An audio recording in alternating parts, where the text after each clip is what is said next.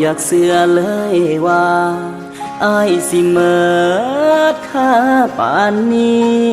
ปานขึ้นซึนามิ7.4 ลิกเตอร์สั่นหัวใจเข้าฟังเมื่อได้ฟังว่าเลิกกันซะเด้อ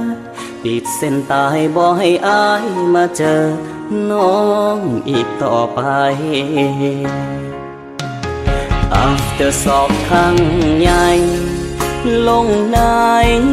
ใจอายหักกันมาเกือบตายสุดท้ายเจ้ามีผู้ใหม่ปานเอามีดจ่อคอตัวประกันคืออายลมหายใจสุดท้ายน้ำตาไหลคามองมันสั่นสะเทือนไปทั้งตัวเลยคืนความทีถล่มหัวใจอ้ายนี้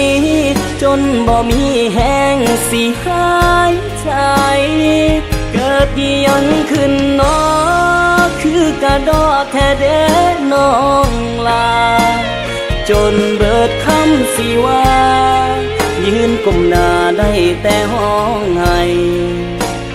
เกิดยังขึ้นนะคือจังว่าปานแผ่นดินไหวมันสั่นไปทั้งหัวใจเหตุการณ์ใดลงเจ้าวางแผนเอาไว้จังใดมันก็บ่เจ็บอ้ายพ่อปานขี้เข็บตอดเข้ากลางหัวใจเป็นเพียงกระสอบทราย